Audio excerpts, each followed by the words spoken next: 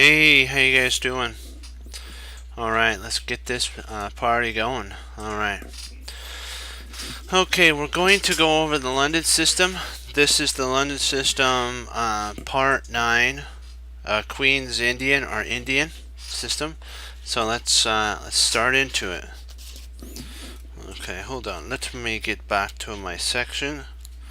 Alrighty. We're just gonna get to the part here. Remember, you guys already know about the Queen's Indian, how the setup goes.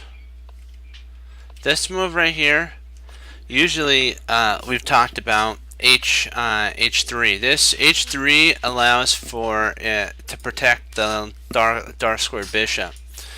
So H3 is the move in this type of setup for the Queen's Indian or Indian game. So that you can retreat your bishop back to H2. I think his name was Paul Blandy, who is white, played bishop to D3 because he wasn't afraid of losing the bishop to the knight.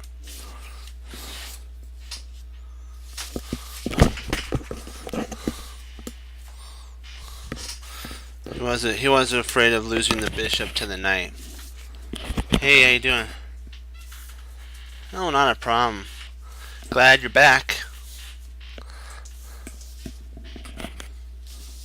But so remember the main line that we talked about, H3, kind of a more, I wouldn't want to say radical, but more sharp line is bishop to D3. It's more interesting. It takes scope on the king side and makes black double think castling. It basically says, I'm not afraid of knight to H5. I'm not afraid of knight H5. If you want to play knight H5, I'm going to play H4 and let's get this party started. And so he plays knight H5, and so White's figuring it's not a big deal. I'm just going to play queen E2, and if you take, which it'd be foolish for black at this moment to take. There's also a main line. If you don't want to play queen D2, you can transpose back into a bishop to G3, and so that when knight takes, pawn takes, and you have the open file. So that's a way of doing it. But that's if you want to go down standard line. If you kind of want to be a little more sharp, a little more, throw a little more spice into the game, queen to E2 is a very interesting move. He goes D6 because remember, the goal for black is actually to play E5 in the Queen's Indian, London system versus the Queen's Indian or Indian game. It goes back. It's back and forth interchangeable. D6, so you could play E5. Just remember that. If you see a player that sets this up and you're playing as white, remember D6. If you're wondering, it's to allow the knight to get to D7, and as well potentially, if he can, or your opponent can, E5 will be played as well. So just keep that in mind. That's their later plan, is E5. And so white goes H4, and this is telling black, take my bishop, take it, and you know what? I'm preparing that you're going to castle kingside. If you castle kingside, I'm going to make you sorry that you did that, because I now have H4. So if you take here, I'm going to take back. Now H5 can be played, and it's just coming right up the board, right up the throat of black if he castles.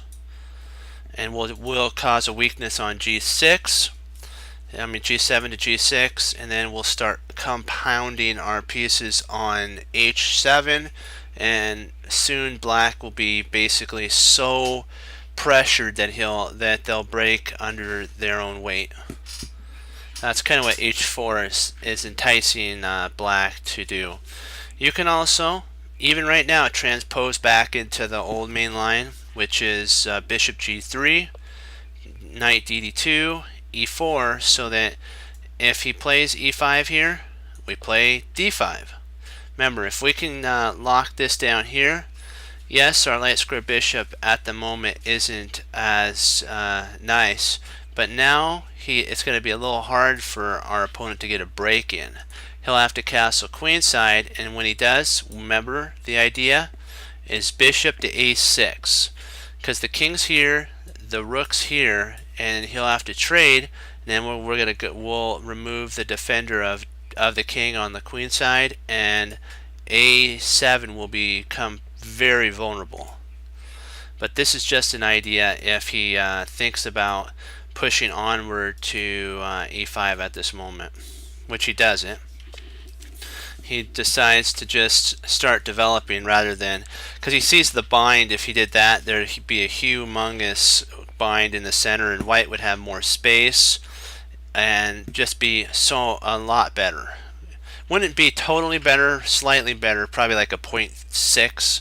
If it's a 0.5, you're slightly better. If it's like 1 or 2, you're like really good.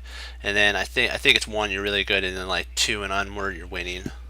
That's what the engine says. So, and you know what? If a person blunders in time, you can be up like 10 pawns, but if you make a mistake and hang your queen, you know what? It's all over. So e3, and c3, c5. This is kind of transposing back into the standard line of the Queen's Indian. I mean, London system versus the Queen's Indian. So e5. Very risky line here. This line kind of puts, it's saying, you know what, I'm not worried about you taking here, I'm not worried about you taking here. I could take back, I could even take here when I castle, and the rook's over here. Sorry, castle, queen side. My rook's going to be right on your queen, so you know what, I don't mind you taking. Take if you want. So black's like, fine, I'm not going to let your bishop stay there. So first of all, I'm removing your dark square bishop. Then we take back. Then he goes h. This is actually a very nice move, because what happens is now the knight interposes between when castle queenside happens. The knight's blocking the queen, the attack with the rook on the queen. So e takes d, bishop takes, and knight to e4. We want to see if we can't trade off his bishops, one of his light dark square bishop, and then take here and cause a weakness on the queen side, and maybe potentially we can get everything we want. Side attack plus center will be dominating. So bishop e7, c takes, b takes. That's actually an exclam move.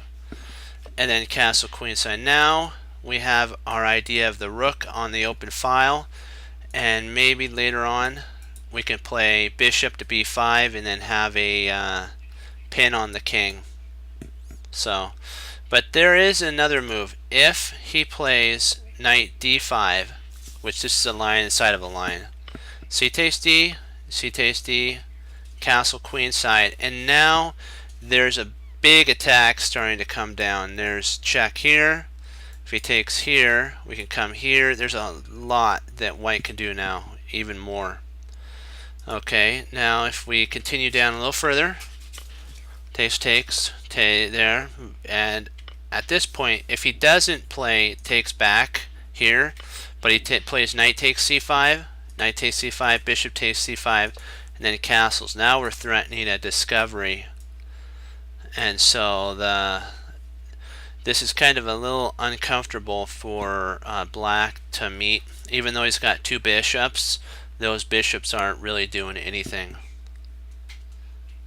So that's why h6 and then knight takes on f4 rather than bishop coming down here. I'll show you back here. Rather than this, white decided to play pretty, I like this move, pushing Harry up the board, and the knight took, pawn took, knight d7. This move I don't really like it, and the computer and the person who wrote the book also didn't like this either. The idea is so that you can undermine. If he takes here, you'll have an attack, and this will kind of be less, it'll be unsafer for white, I mean for black, and I just didn't like this move. He didn't have anything else in here, and I wasn't sure actually what to play. Let me see. I think he says that maybe rather than that, castling would actually have been a better idea. Castling. Now that I think about it, I forgot to put that in. This is more of a playable move because if he castles kingside, you're gonna land a mega attack with this pawn storm. Okay, and it's like a wave, you know, a humongous wave crashing against the shore. It can really do some damage on, you know, if it hits in for far enough. It's like it'd be an avalanche of pawns. Boom, boom, bang, bang, and up the board they go. And then you have your bishop, you have your knight, you have your queen, you have your other knight, you have a rook, you have a. It's like wow. So which side does black castle on? If he tries to castle queen side, he'd have to go c7, queen up, castle queen side, and then we play bishop to a6, pinning the bishop to the king, and we're basically winning at that point. And we have a lot of space in the center, so we're still powerful. A little too, he was saying, a little too fast for this move. This wasn't necessary. Castling would have been a lot simpler because it would have given you more attacking ideas on the king side if he did castle. So he takes f5, bishop takes f5. So now if you castle queen side, I have a bishop eyeing your king. And if you push here, which is what he did, that's that. Now this is a target to be under fire. We can now play h5 after we move our bishop and just crunch the king side open. We could just peel away, hit the defenses of the king, and basically what'll be left is the lone king, and we checkmate. The best though is if he would have castled and left this structure. There's no reason to kick this bishop out right now. There's nothing that could attack it. Don't be too hasty to feel like you have to play f6. f6 it produces a target. That's what your opponent wants, is f6. Not f6, g6. Sorry, f6 would be here. G6. So that so that they can play h5 at the right moment. And that's, you got to think, why is my opponent playing this?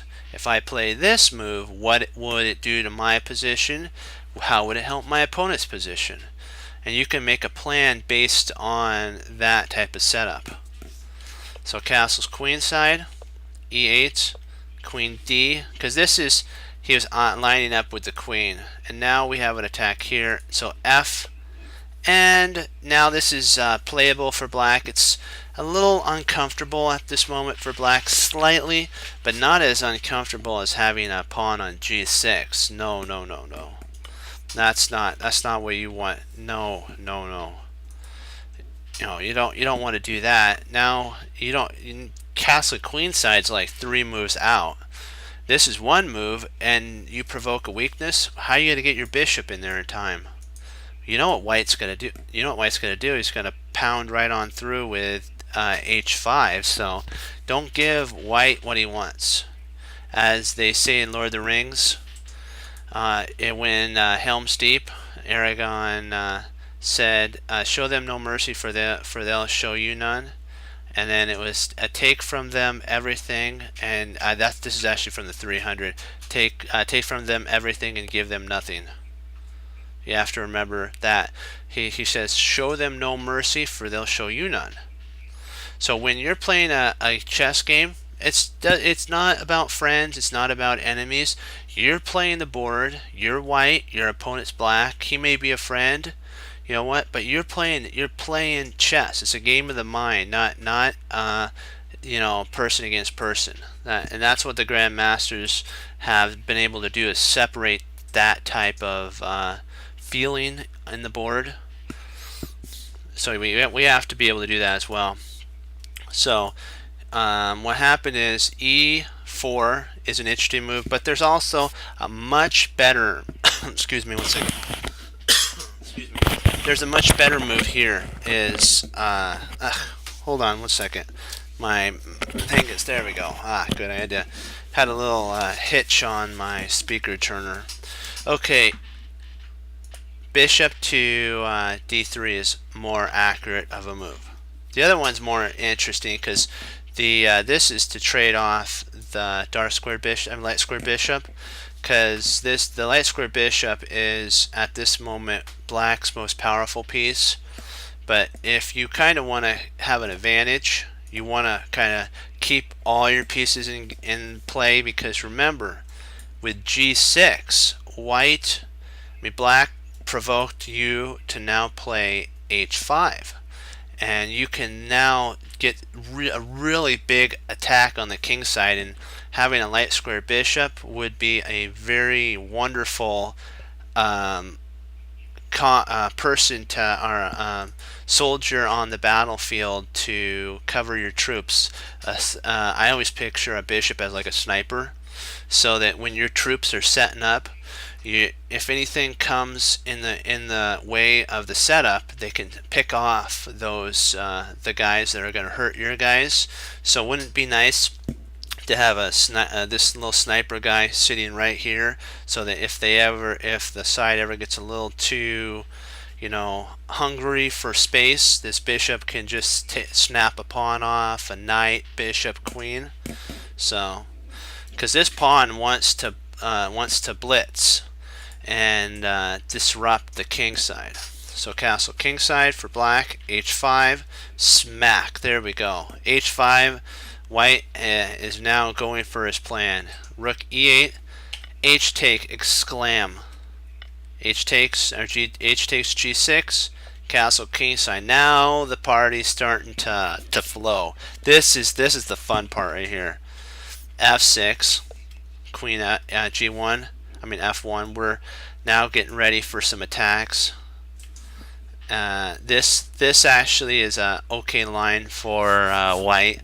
It's a lot better for white here, because now you see the weakness. Yes, the bishop will be able to get to g7, bishop g7 to cover, but there's still this weakness here. This bishop still has a potential sacrifice. Knight could be flowing in, rook could be flowing over. I give white the chance of win here, probably draw, a win or draw. And so now let's go to here. If he if he doesn't take here but plays bishop to f6, this is a little bit greedy. You don't really want to do that, because then takes, hey,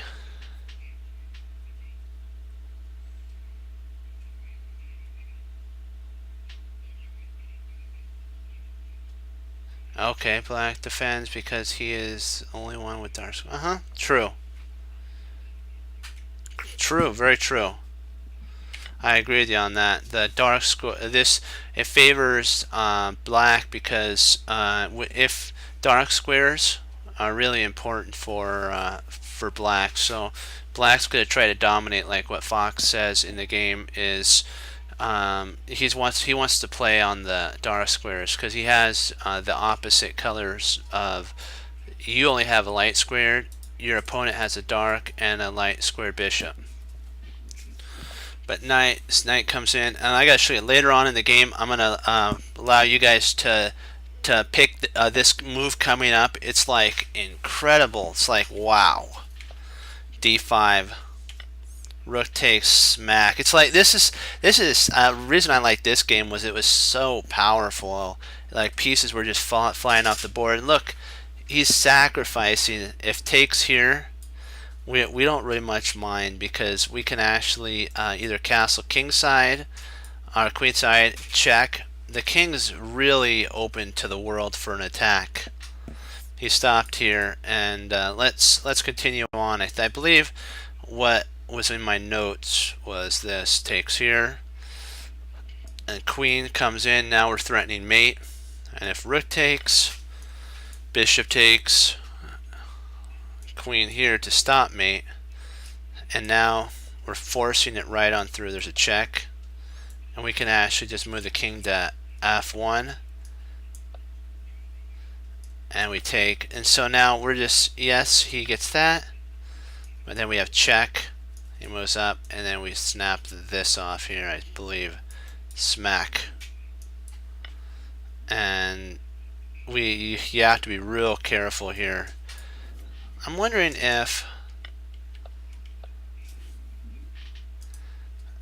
though if rook to, oh, check. I gotcha. There's a check here. Yikes, that would have been a blunder. That would have been a double question mark there. Ouch. Okay. But okay, besides that, but I wanted to show you guys that was a really cool one. So c6, white, black is a little hesitant to trade off his light square bishop for, so he plays a kind of dubious move, which is c6. d5 is actually the best move here to shut down. Yes, it shuts your light square bishop down, but if you think about it, now this bishop has to move and it doesn't have really any good squares. Now this structure makes some practical sense. It stops the bishop from coming here. Then it's to stop there, so the only spot the bishop could go to is d3, castles, and then h5. We want to get our h5 moving as efficiently as possible. Rook e8, castle queenside, bishop to f6, f1, and then c5. Now, actually, it stopped here. He was saying that the idea for black, though, for counterplay, c5 allows for some counterplay on the queen side for black, because if you take here and you take back, he does have these two pawns that could cause some pain and misery to white. But he played c6 instead to keep his light square bishop, which I don't really like that type of move. h5 is played. This gives actually white a free hand on the king side. Hold on one sec, gotta get a drink of water.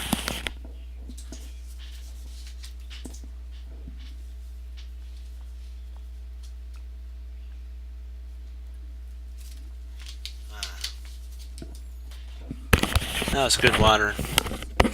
Okay. One second. Hold on. Let me get this. Perfect. Got the microphone good again. Okay. G8. And then castle queenside. No rush. We don't have to take because this pawn isn't going anywhere. The king isn't going anywhere. Now we know where the king's going to castle on the queen side. So f6. G takes F, H takes, and then rook DE.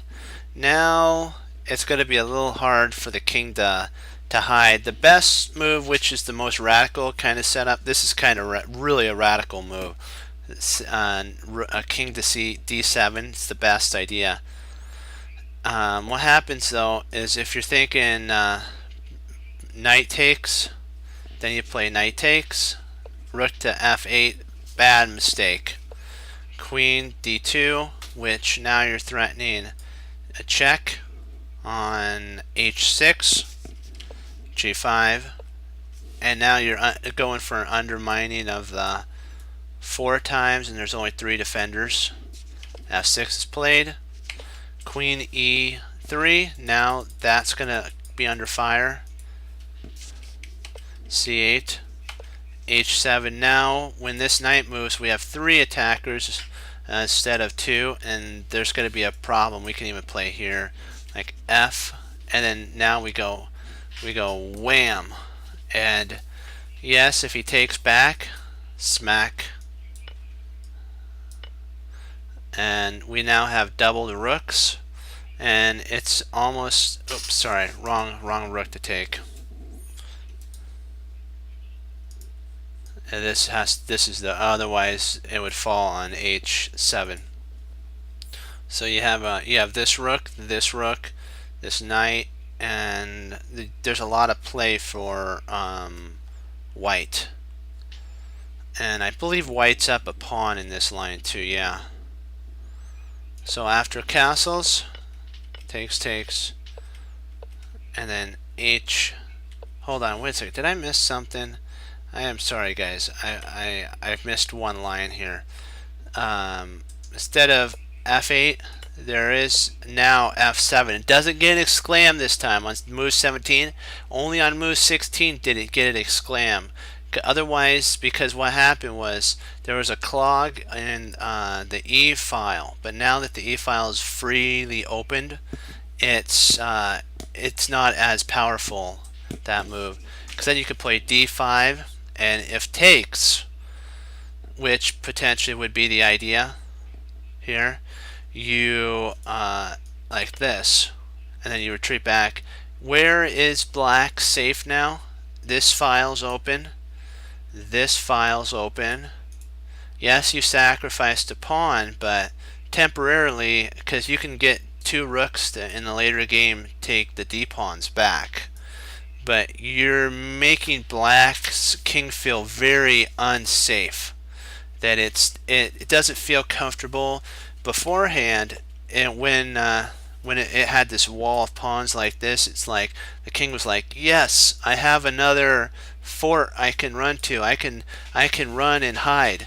But when this happens and he takes, oh no, I have a crack in my, I have a weak point in my wall, and now it's been breached. And now what can I do?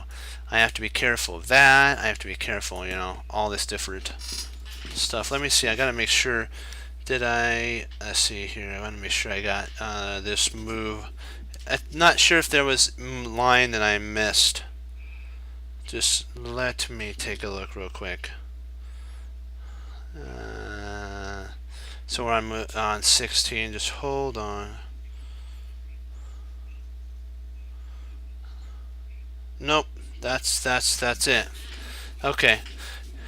This actually is a similar setup to what happens in the game. So rather than that, he plays king to d7, which is really at this moment it does make sense because of the bishop being here. This position's slightly it'll take one move and the rook can slide over and everything's protected. So g5 is played to take scope. So remember, every move has a weakness. That king's move left the f7 pawn. In the beginning of the game, the only piece that guards f7 is the king. So when the king left, the f7 pawn became weak. So queen to f8. Now this allows for the other rook to get involved. The king can maybe just hide itself over to a8 and say, I'm home and and nobody's going to get me for at least a little while. If he can get over there. d5, and white's like, not gonna happen. He sends in a lone warrior to breach, make a hole in the castle wall, and it did cost the soldier's life. But guess what? It wasn't for naught. He was able to breach a spot in the wall. Now the bishop, the sniper is going to get set up on b5 and take out the king here. So rook c8. Boom, baby. You gotta like that. Check. Now the king's not safe. You gotta be really careful. He goes back. He goes straight up because he doesn't want to walk into a wall of an attack. So e6. This move right here. I wanna ask you guys a question here. This move is a good move for white, but can you guys find a even better move for white? There's one even better move that is like extremely it doesn't look like it works. You have to think outside of the box here. Think of winning the queen slightly. It's kind of I didn't even see this. This is like totally like Grandmaster. It's a double exclam, so this is a brilliant move. If you guys, this is what was played in the game. Bishop, Queen E6, which is it threatens mate. If pawn takes, the knight takes as mate. So black can't take because it would be a mate. But there's also a move that would deliver a mate as well. But the computer didn't like it at first. But it wanted the queen to E1. Can you ask? Okay. What move would see this move provokes mate, but there's actually a move because I'll explain. I apologize. I'll specify what this move does. It does threaten mate if you take, but there is a counter move. Rook takes C2, which kind of counters. Black's still worse here, but he still can recover. This move gives the king flight. But there's a better move than queen to E6. There's a move that even stops this in its tracks.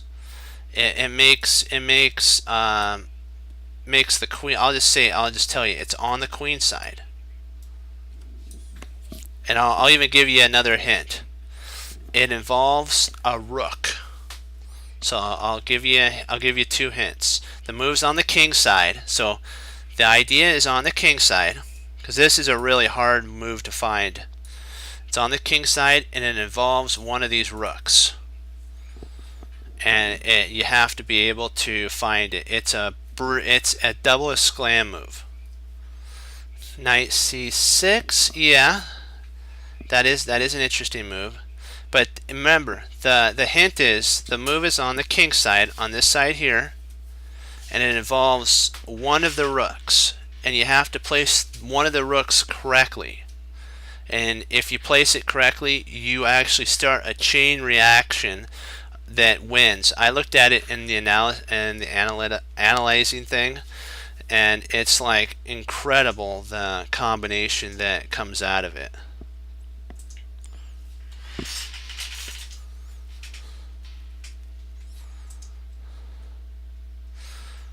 It involves one of these 2 rooks.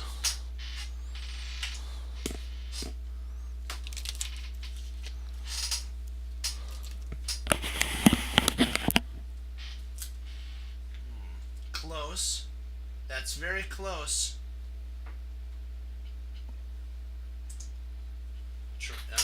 Almost. Move the rook up one more and you got it. Move the rook up to H7. You were really close. That was a good find. You were on the right rook. It's actually H7. Because the idea is if you take here, what happens is knight takes, the queen is lost here. There's no real way to handle. If the queen tries to flee, you get mate in 1. And the rook has to move to give a spot for to protect the bishop, because the knight's going to take the queen. Yeah, excellent job. That's right. Rook H7, double exclam. This wins the queen, and it also basically wins the game on the spot. It was an incredible move. I was like, wow, that was an amazing move. Because it looks like it doesn't work. It's crazy, but it works. This move gets an exclam this as well, but the problem with it is there's a counter to it. Rook takes C2, and it allows for the king to have a flight square. If this counter move wasn't in play, white would be like in super duper mode. Still, white's better, but not as strong as rook. Sorry, white. Sorry about that. White's better. Sorry about the microphone. I hope. Okay, I'll repeat back to what I was saying. What happens is this move is good counter move C2. c2 allows for the king. If c2 wasn't available, rook takes c2. The queen c6 would be basically a dominating win, because the queen would have to give its life up to stop d7 mate. So if the king was like on b2, b1, this would be a problem. This wouldn't work. But this is the counter. That's why this move here was like, wow, you win the queen. But you have to think deep for that one. And I was like, I didn't even see that. This is actually an excellent counter move. I was like, I didn't know what black was going to do. I was like, oh no. You know, and then all of a sudden, wham, the rook comes crushing down. So think of all different types of combinations that could save the position. Like in the U.S. Championship, the women's division, it was Gordy had made one wrong move. She had Nazi on the ropes for a victory. But the problem was she played one incorrect move, and Nazi had to actually find this one knight move, and without the pressure of having to find that move, they said that she actually said she probably wouldn't have seen it. It was the only move that kind of clogged up the weak point and ended up with her actually drawing the game. It was an incredible move that she found. So, and you have to be careful. Sometimes threats that you think are important may not be. Sometimes just the most standard move actually is the beneficial move. King takes, f takes, knight takes. See, now we're checking and forking the queen. King to c8. Knight takes f8, bishop takes f8, and knight b3, a3 is this. You're trying to kick the bishop out. You're up in exchange. Basically, let me see. He has 5 pawns. You have 4. You're up 2. Let me see. Are you up 2 pawns? No. Let me see. See, you have 9. You have 9 and 5, that's 14, 15, 16, 17, 18, 19. So you have 19, you have 10, that's 16, 17. Yeah, you're up 1 pawn in that line. So you're still okay, but remember, these pawns, like Yazzer and his, he had a DVD that he made for like people that learn chess. And he considered when double pawns were like this that they were actually half of a pawn. So this is, in his mind, 1 pawn. Actually, in the theory of what he was teaching, this is considered 1 pawn. King d7, knight d4, and we're kicking out the knight. We don't want to trade our we don't want to reconnect his pawns. This is our interest that we set up so that later on this will be a weakness. So g7, takes, rook check on h7, rook g, takes, and then pawn takes. So this is a pretty interesting game. And then we actually grab a pawn. Now we got to pass g pawn. I know what you're thinking. Why did the opponent play e5 and not g bishop takes? Because of check. And then wham!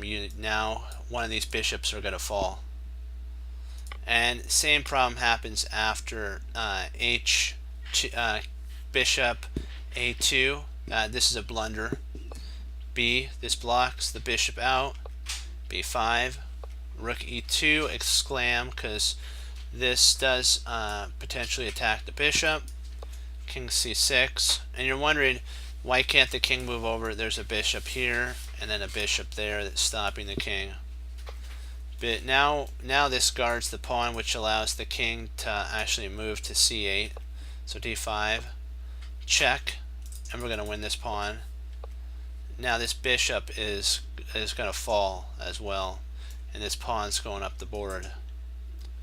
There's also another move. If a5, first of all, you check with the bishop when you move. You grab a pawn, and we're up just plain. We're up two pawns now in this line, not just one.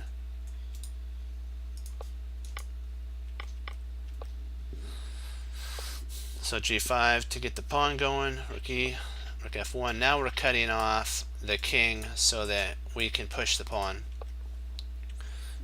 King e7, bishop d3, b5 to kind of stop, because this is the only way to stop the attack there. g5, bishop e7.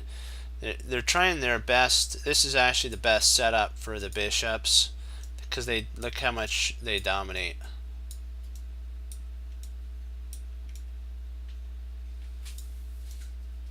They dominate that much when they're like that. So they're pretty powerful when they're like that. b3, d7, and then b5. This stops and locks it on the light squares, which is good for our bishop. And a3, now it's on the opposite color. There's no way this bishop can infiltrate in. Our king guards the b2 point. Rook d5, bishop d5. 1 second, I need to drink water and put my thing back.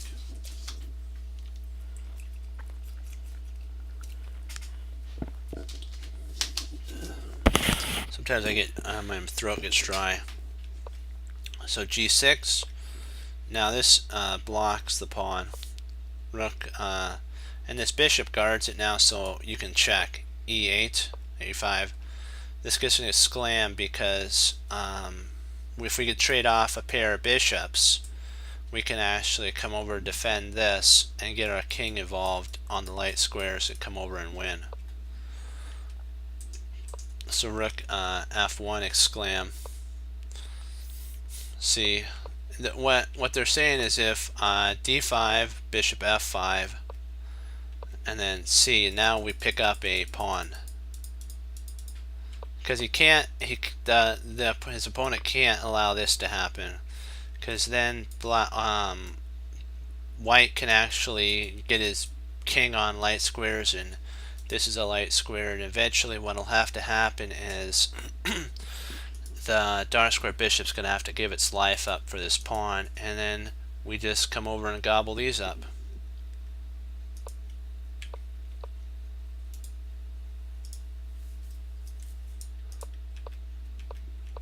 And so we just keep b5. Now this is under fire, so we don't have to worry about taking it right away, because this pawn's not going anywhere. Just make your rook a little better. We can grab that pawn so he moves up there. Check. King e7. Now we take, because the king can't come there, and then he goes e6. Bishop b8. c8. Bishop c8. And king e7. Rook f3. d4. Bishop f5.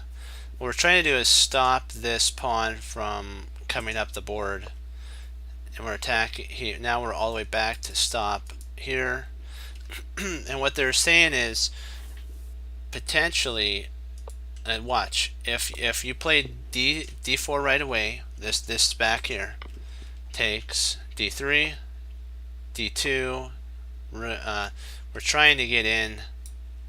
Check. We win that, and he can't take. So bishop to h6. King goes to c3, d2, and then now all resistance is futile. We now have control of d1. Our rook's in charge. We have actually three passed pawns, and there's no hope. So we'll just go through. takes d4. Now this stops this pawn, protects that pawn, and then the rook goes to f1, and we're gonna win here. So rather than continue on, black resigned here, and this is what he says in the summary of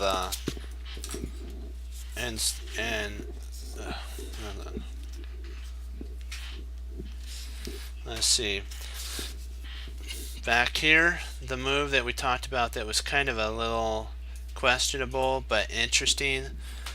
Bishop d3 ignores black's threat of knight to h5 and exchanges the f bishop. Exchanging the f bishop is a creative and risky plan. White follows up with castling queenside and then going h4, h5 all the way up the board, like what you were talking about, Fox, going up the board. Okay, with that, we will now look at, I have one game, or if you guys have a game you guys would like to go over, we could do that too. This is a game I played last night, and I wanted to show it to you. It's an okay game, it's not the best. d5, bishop f4, f5, e3. I just developed,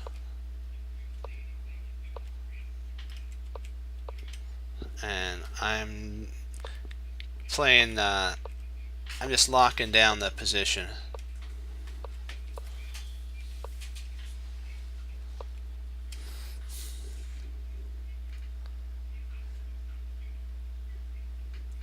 Okay.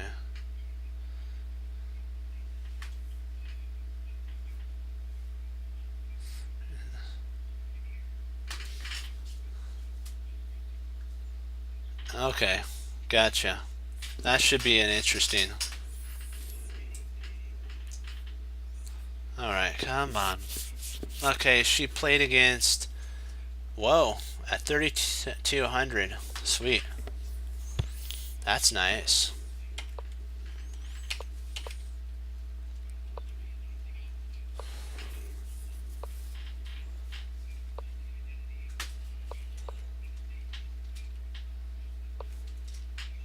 Semi-Slav. Ooh, J4. Kind of reminds me of an Annie versus Annie game in the Women's Championship, U.S. Championship. She actually played G4, sorry. And that's, yeah, Yazzer was like, whoa. They also did, Jennifer Wu actually did the orangutan in that also game spot there. I believe it was, I'm not exactly sure which round it was. I think it's round 7 if I'm not mistaken. I might be wrong, but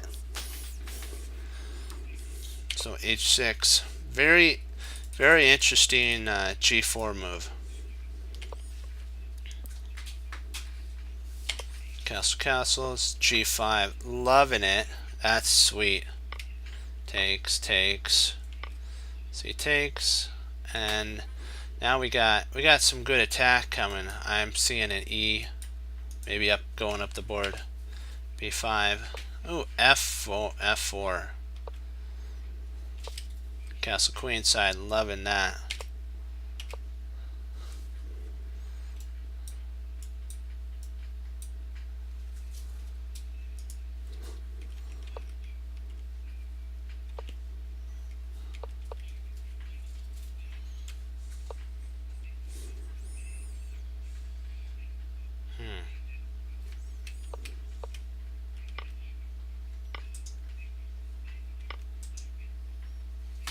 Wow.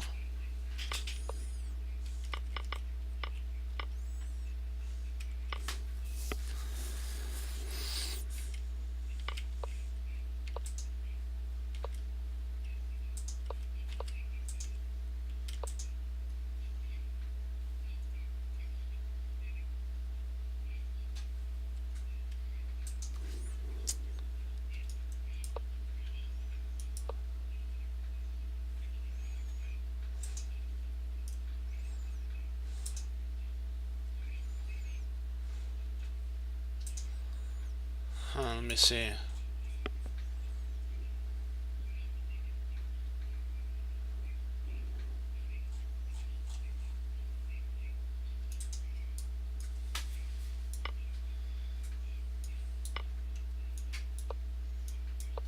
So, can't play that.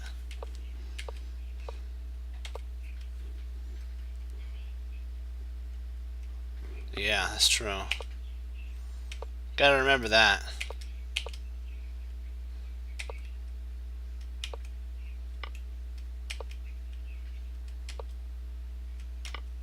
Oh, wow. That's nice.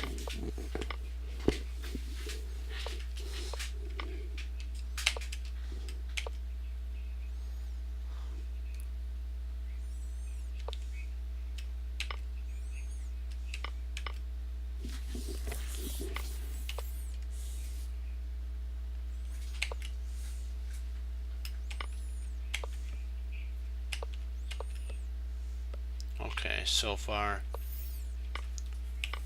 crushing.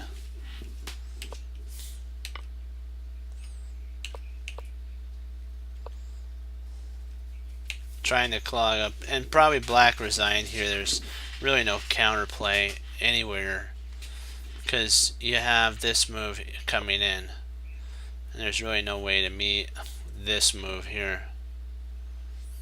This one has, yeah, that's winning. Queen a6 is dominating.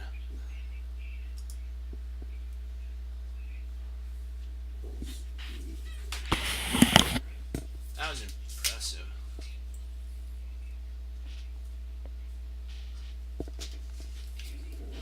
I gotta say, that was an impressive move sequence for sure. Let's see, there. There.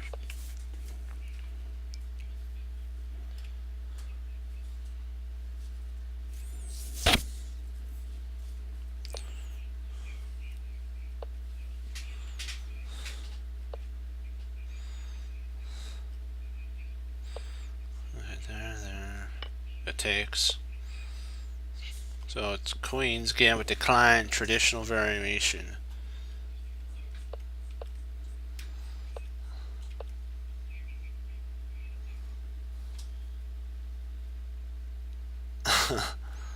Yeah, that would be interesting to learn to keep calm like that.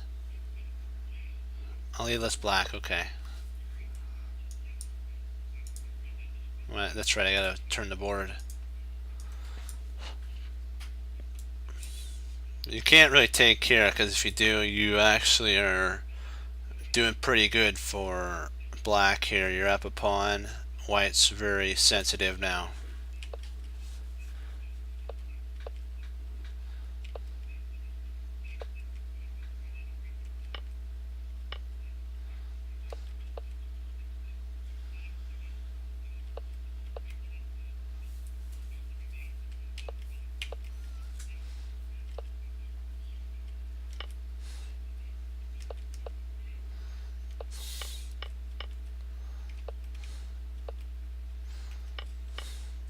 Wow, this is called the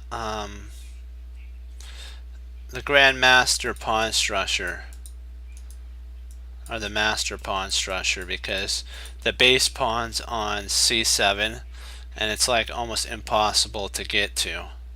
That's why they call it the Master Structure, because these are your front line, and you can actually protect them like that. And then you start the line again. You bring them up, and you start the line again, and you just go like that. It's kind of like a football front line team, and you're just blitzing the QB. B takes.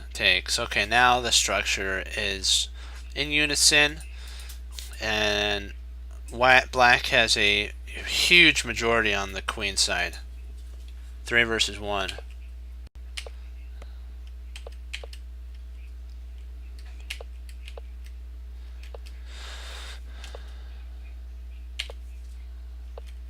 Alright. Okay, it's locked down now. All this is locked.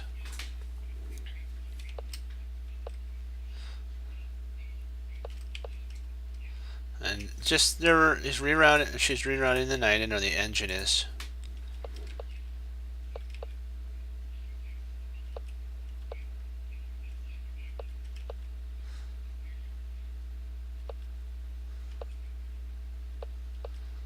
and everything's protected. This is just a great game.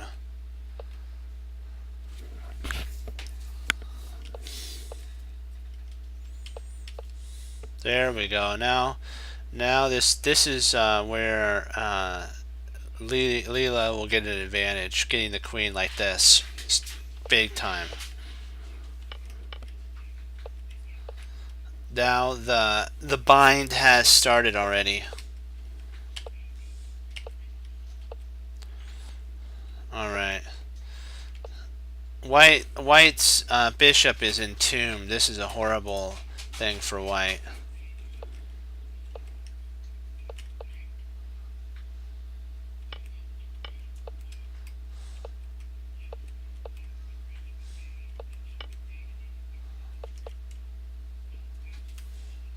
What can you play for white here? You're in like Zugzwang. If you play here, you potentially can actually provoke. Let me see. What could you actually do here? Maybe something like this. Then if you play there, you just you come back. Now you got these two monster passers. Yeah. That's the idea. Oh wow, the knight just clogged itself up. Yeah, two passers.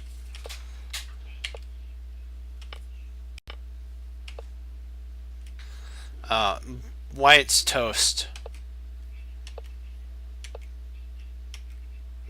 Yeah, that's pretty impressive. That's an impressive game for sure.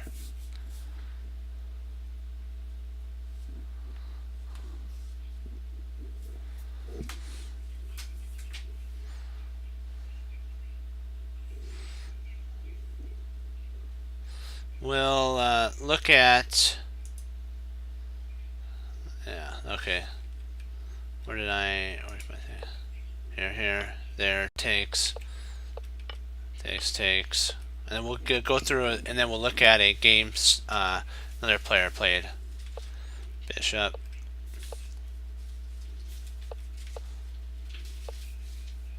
Yeah, this was a blunder here. This was a mistake.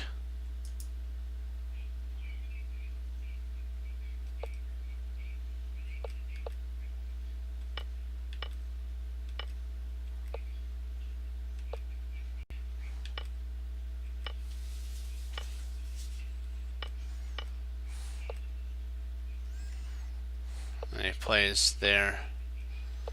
He blundered. He pre-moved and lost.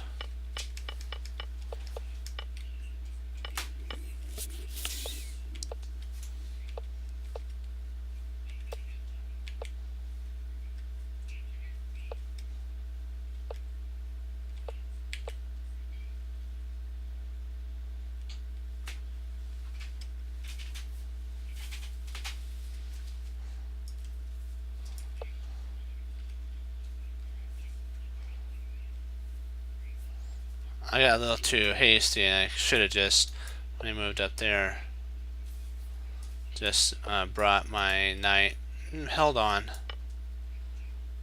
and then you can actually just take back if need be. Now you have a pretty much outpost, yeah. Okay, so we'll watch.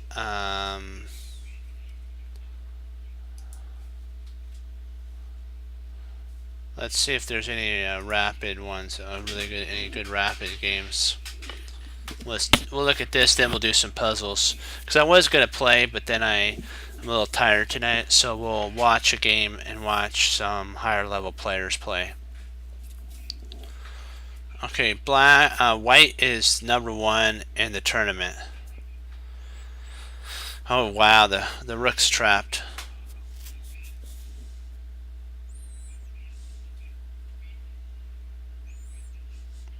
I still think I think white's losing here though.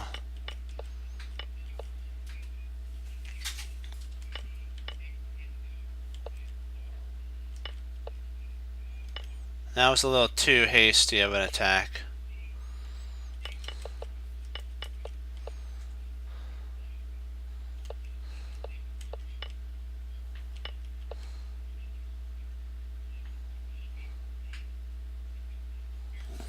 Maybe he could have played queen over here. Might have been an idea. Queen to C. Queen C5 might have been an idea, or C3.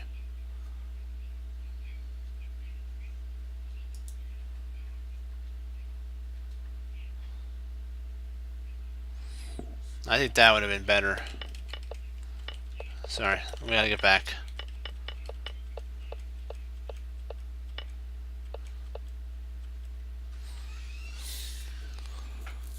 Yeah.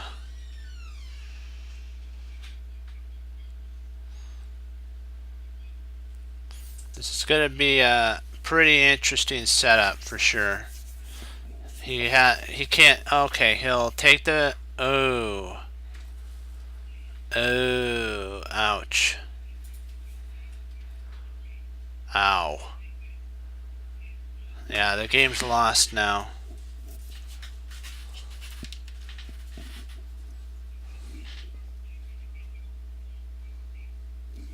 The game is lost.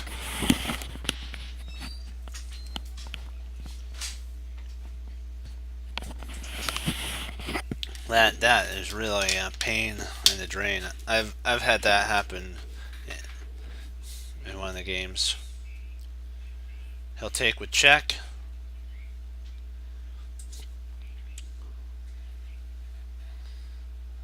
Just take the pawn. Just take the pawn. Yeah. You retreat back here. Checkmate. Yep.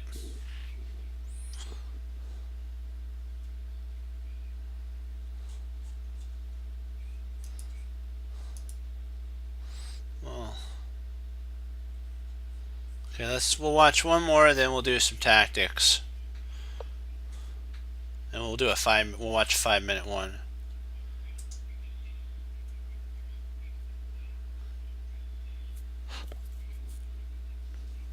Okay, dokie. Let's see here.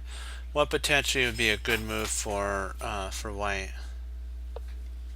Ooh, that does take advantage of this here. So if he takes, he'll take back with the knight. Okay, so he's protecting that.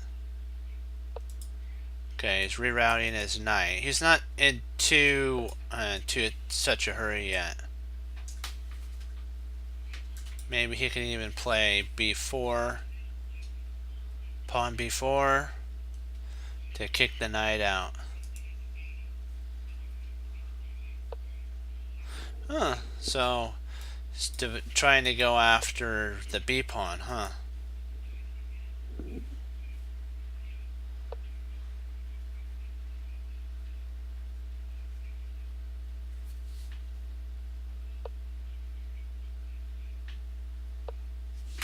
I think back here though, he might have been able to potentially win a pawn. If he'd taken e takes 5, if he takes back, rook takes, queen, sorry, so takes, takes, takes, takes, and then you grab it, you snap a pawn off. Takes, okay. Yeah, white's now doing really good here. I actually prefer white here.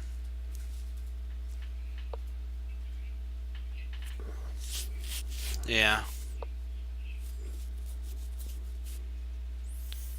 So the bishop has to retreat.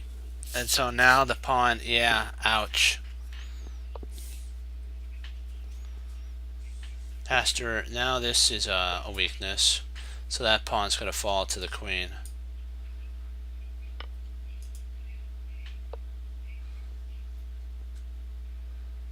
Ooh, there's a fork right there. Smack. F5. forks the two pieces. But this is protected by the bishop, so yep, there's the fork. Smack, man, ouch. Queen attacks. We just retreat. We just take. Just retreat the queen back and retreat her back.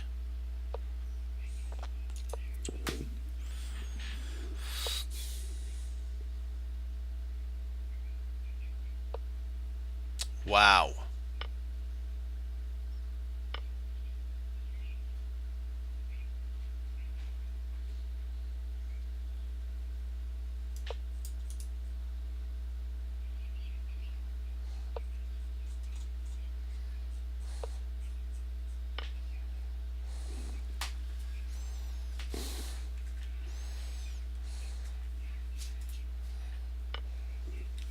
I want to analyze this game afterwards. This is a really good one. Oops, analyze it. Yes, I got it.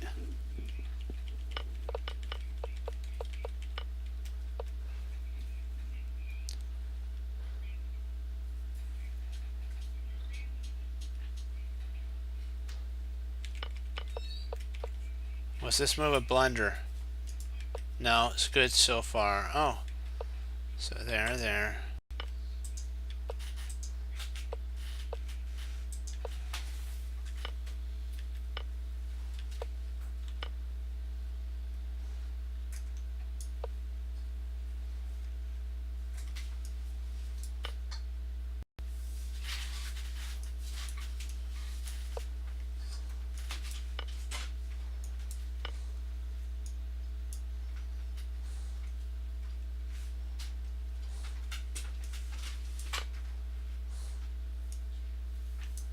Okay, there. Wow.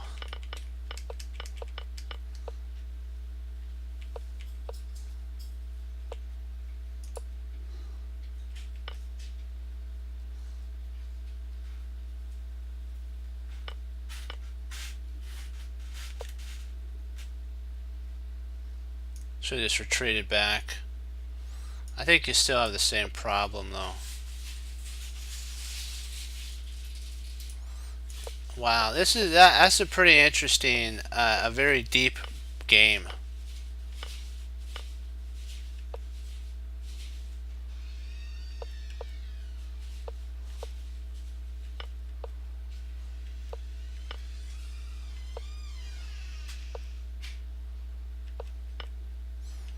That's impressive.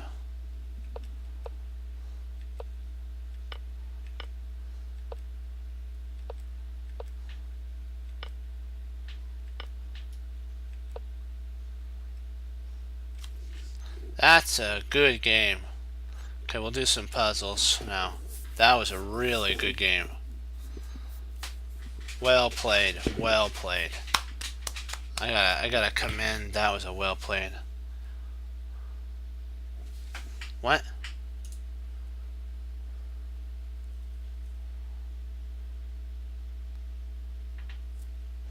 Yeah, right here.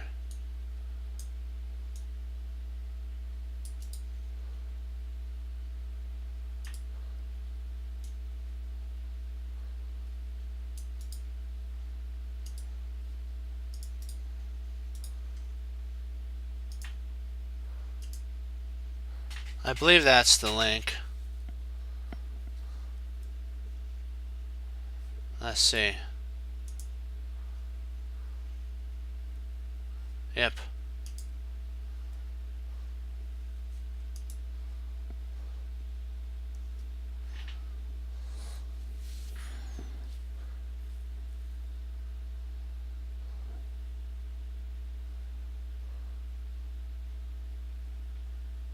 Oh, not a problem.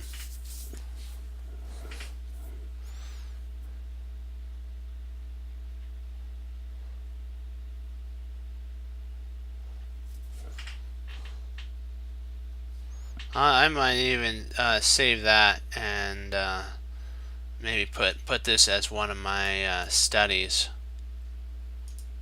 I gotta remember to keep this open.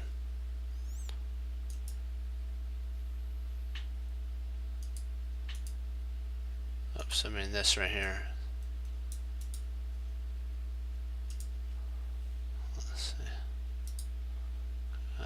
copy. Okay.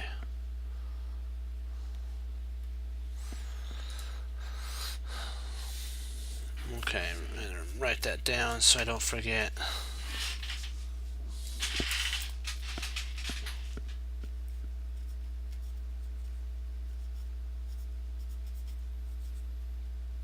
Okay, got it. That was a very well played game. Okay.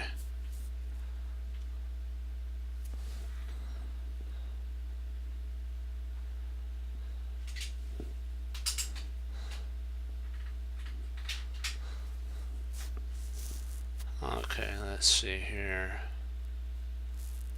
So queen G5 to D5.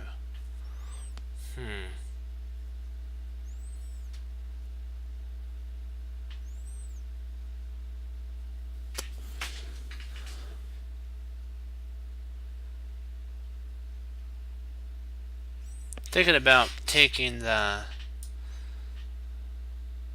rook. I'm thinking about rook takes E8, and then if queen takes E4, rook takes E4, and we've won an exchange.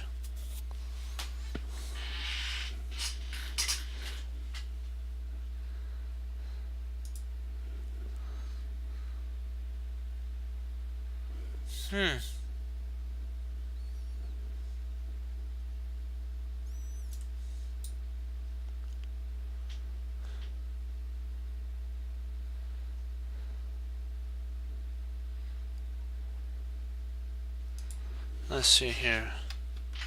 Queen takes, intercepts.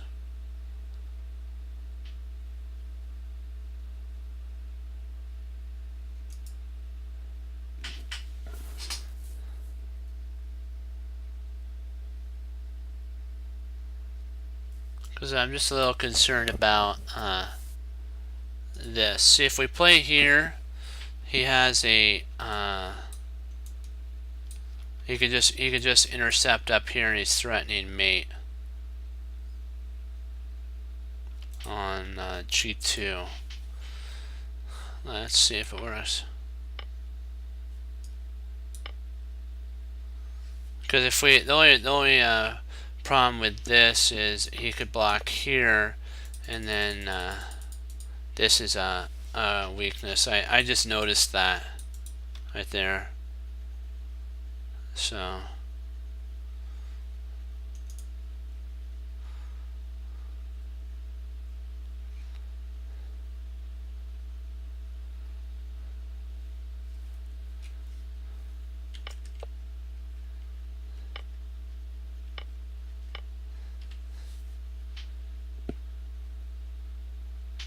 yeah, it's rook takes E8.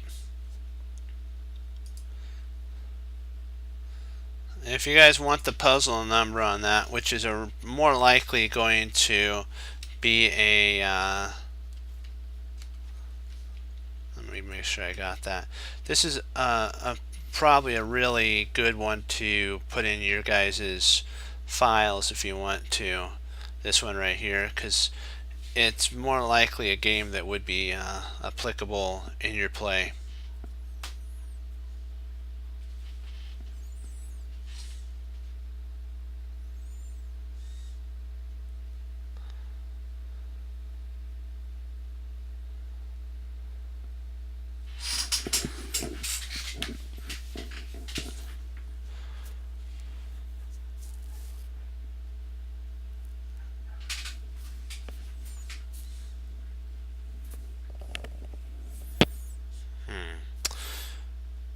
I'm wondering if we can't play knight takes. If bishop takes, we come back here and we grab a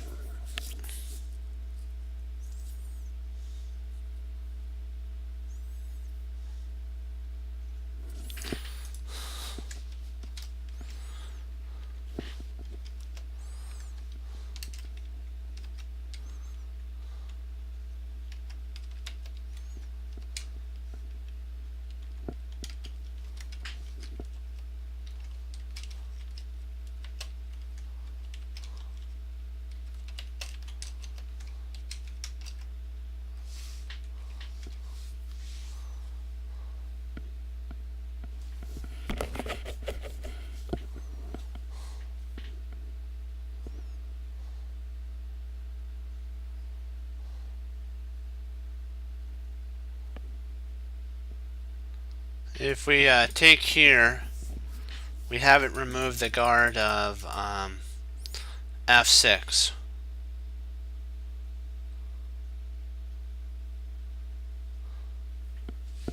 Because the guard's still, even though we want to attack there, but if we take here, and then he takes, and then we get that.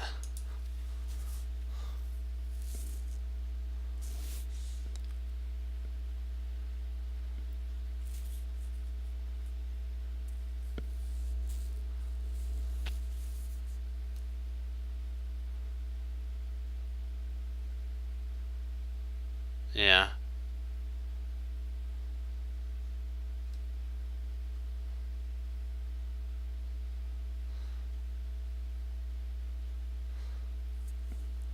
Yeah, this is the piece that has the d5 knight has to be removed so that our tactics can work. I was looking at here, and if he takes here, we take here. The pin's still on. We still have this.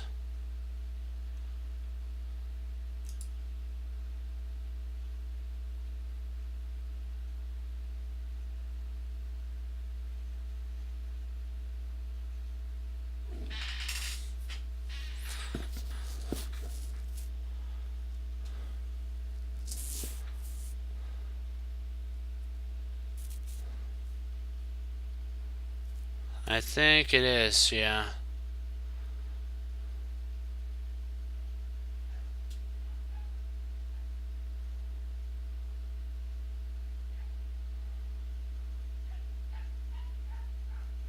Well, maybe we could just take the bishop right away. Maybe.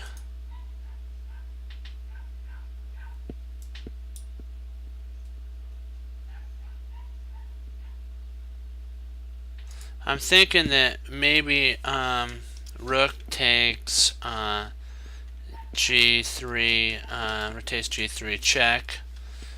H takes g, not g3, sorry, g4. g4.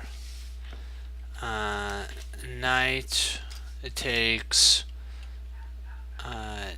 d5, and I think we win a we're up a piece in that line.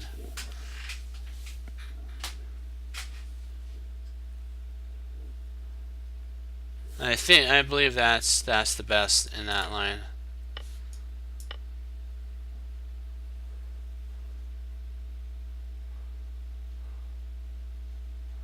Yeah.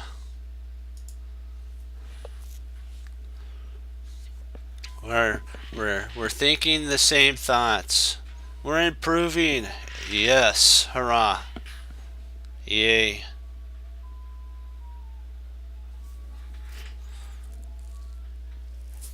I think we could. I think I could do two more. I think I could do this one and then another one. I'll be able to do two puzzles. So I can do this one and another one. So let's do some good on this one. Okay, so he plays knight. See, knight d5 or c5.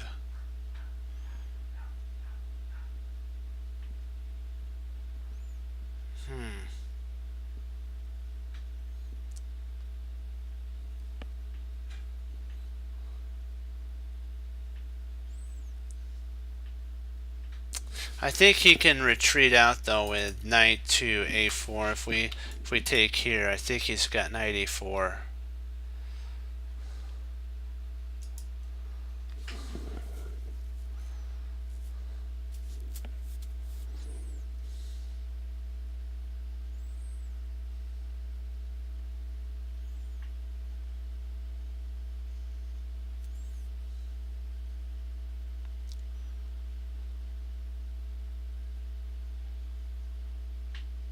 Oh, I see what you're saying. That is an interesting move, yeah.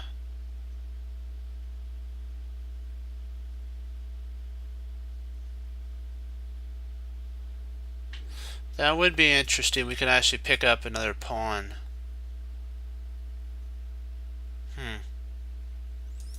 So we might be able to. If, I'm just thinking rook takes c3, knight a4,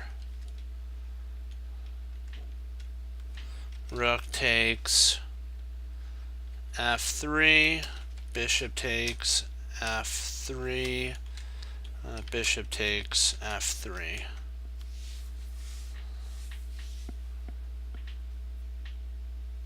So it would be, we would do this here, back, here, and then back. And we have picked up a pawn and 2 pieces.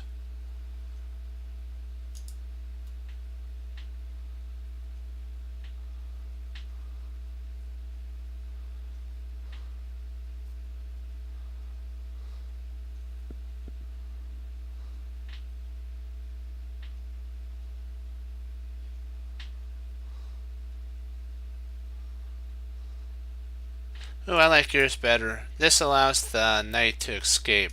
Yeah, wrong. I typed in the wrong one. So, I think that line's right. The rook takes f3. Bishop takes f3. Yeah, just forget taking the pawn. I thought I can grab a pawn, but I don't know. I think it's equal at that point. I think he's better in that line.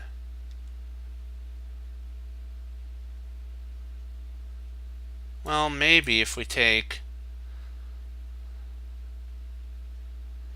I'm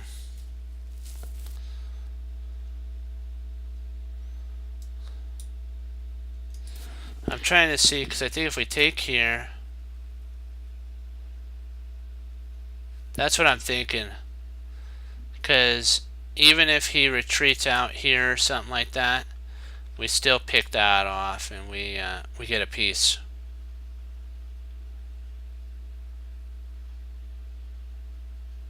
Yeah.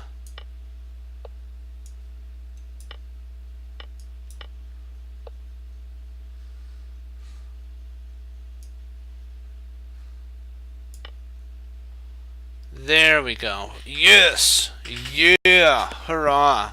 Alright! Yeah! Yes, yes, yes. Yes.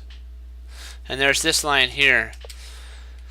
If he just moves his knight out of the way, we just come down and grab that. And that's, yeah! Hurrah! We're doing it. Yes, yes. Yes, yes, yes. So, let's finish up on another green. Oh yeah.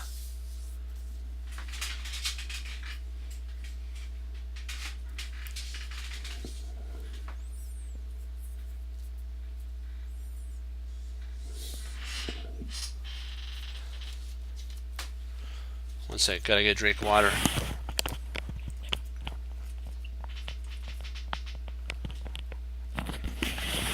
Oh, that was good.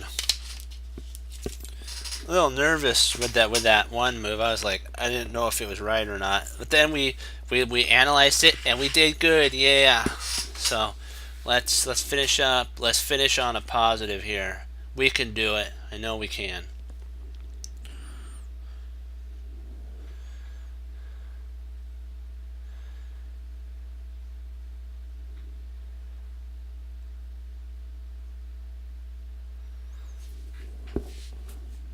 Okie dokie. Let's see what do we got here.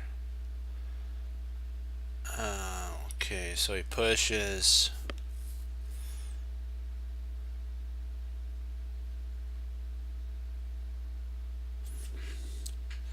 Kind of liking.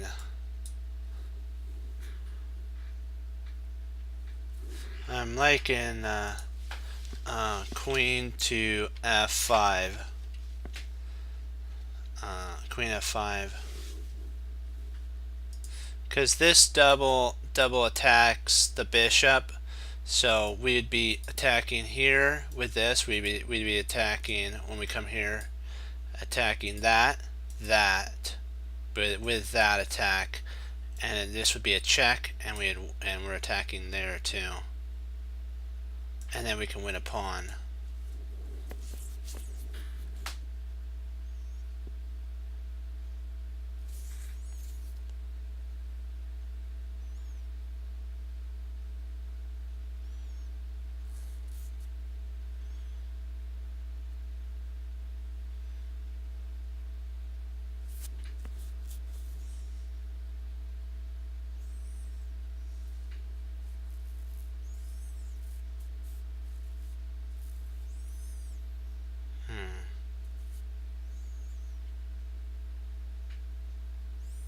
Because even if we play here, if he takes there, we can grab that, and then when he moves, we just grab. We can actually grab the bishop. But is that enough material though?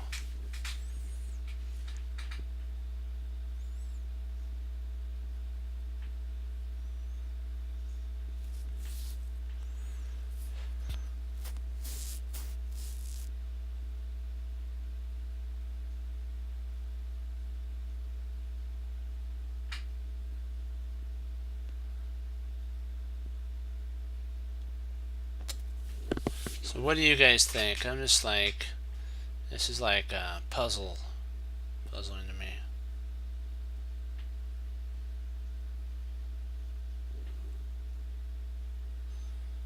I'm just trying to see if there's anything active.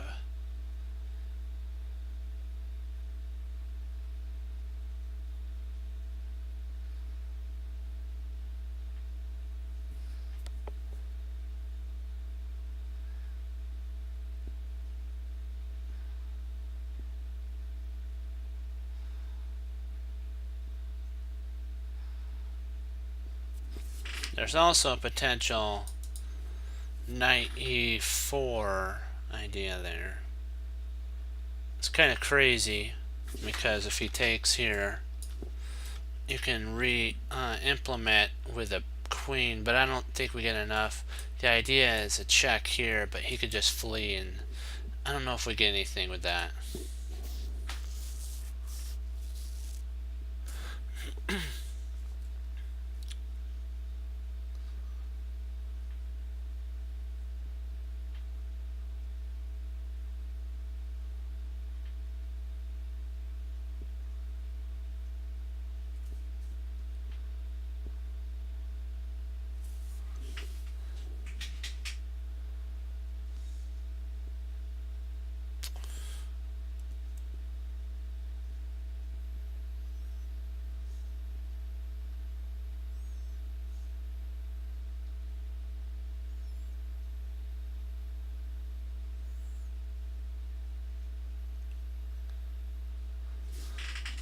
It does allow, once we remove this pawn, it does allow a knight to come in.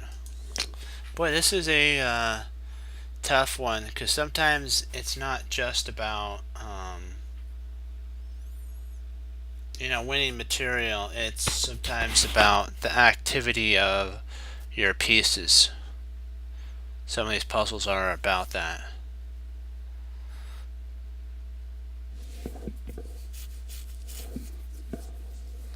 So what do you think? Do you think queen? Are we thinking queen f5?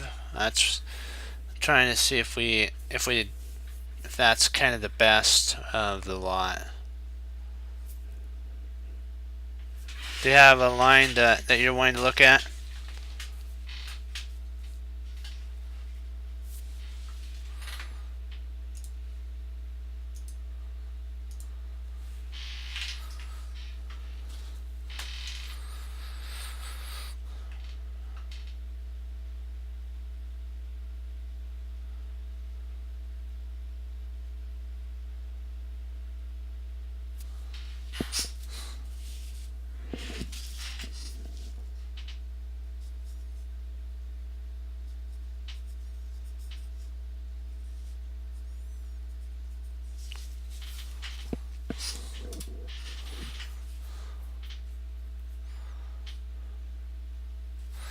Yeah, let's give it a go. Oh boy.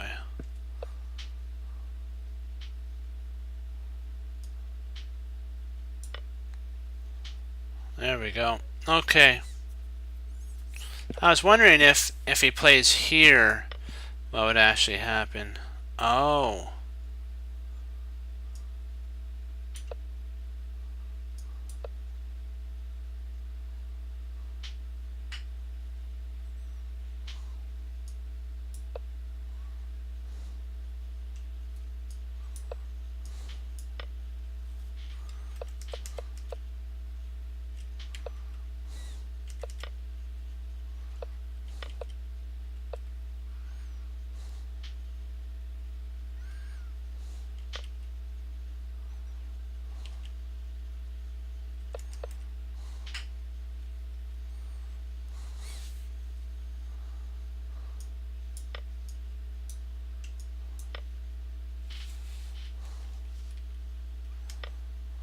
Wow, that's a killer right there.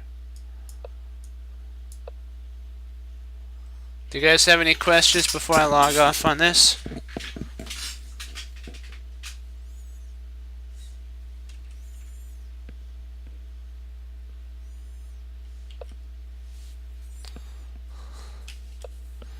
Well, if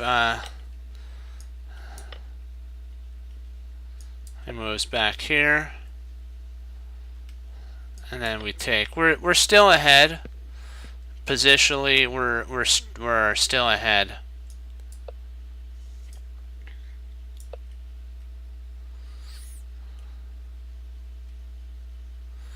And we're up a pawn, and our position's more active. But man, wouldn't that be lovely to have just won the queen here?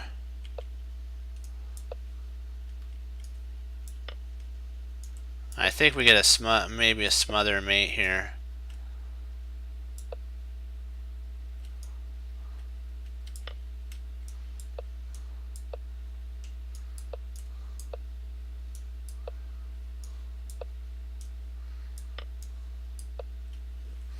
Boom. You gotta love that. Oh, a smother mate. Loving that. Loving it, loving it, loving it. Yeah, I love that.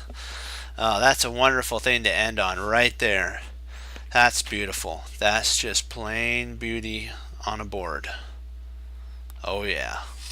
Do you guys have any other questions? That was I gotta say, that was a fun puzzle. That was a fun puzzle. Do you guys got any other questions?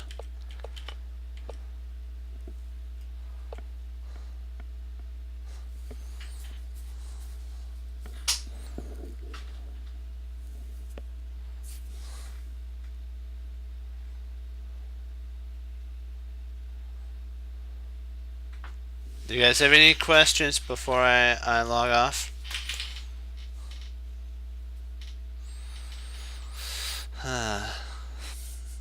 So pleasurable to have such a great game like that to have gone over.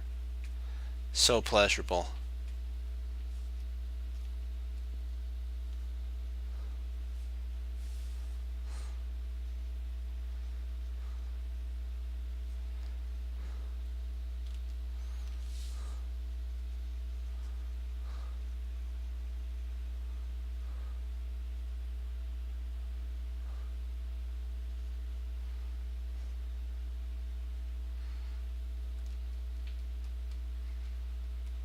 You guys have any other questions?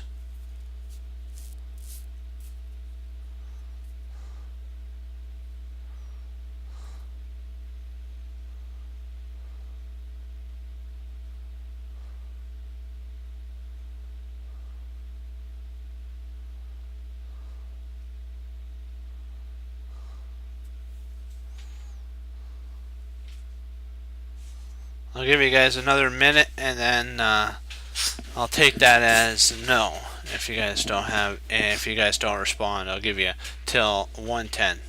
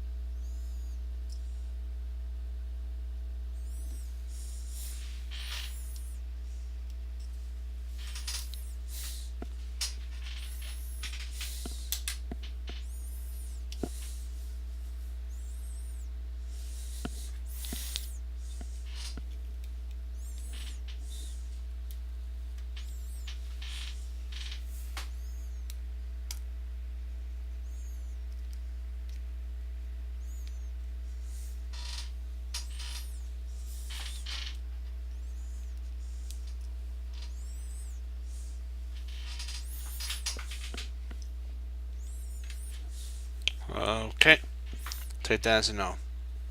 All right. Well, guys, I gotta tell you, this was fun. We did good. Wow, I gotta say, that was so much. That was so much fun. Cause you know what? You have to remember, your worth is not in your rating. It is in your studies and remember to the Lord as well. That's what it's about. And we have to also, guys, keep in prayer the people on Hawaii with the volcano.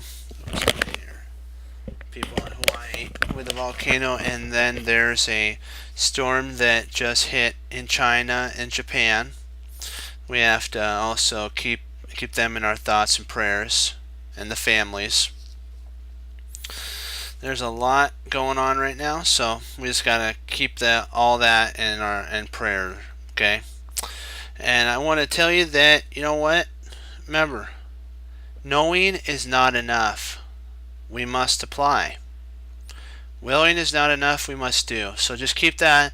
Knowing the truth and stuff about a lot of stuff is not enough. You need to apply that to your life, to your studies, to everything you do. Willing to do it, willing to apply, or willing to know and apply isn't enough. You need to do it. That's the one thing we have to do is step up and study. You guys are doing that. You guys are starting to you're turning from coal into a diamond. I knew you guys could. I knew you guys all had it in you. You know what? It's the process that tries a chess player to greatness. Will he, as Bruce Lee say, know enough? Will he be willing to apply what he knows? This is what he says. Knowing is not enough. We must apply. Will you be willing to do that? Or will you be able to? Actually, that's what the next part is. He applies the first part to the second part, which is willing is not enough. We must do. So you can know and apply, but if you don't put the willingness into it and do, you're always going to stay at a certain point. But I know you guys will go the distance.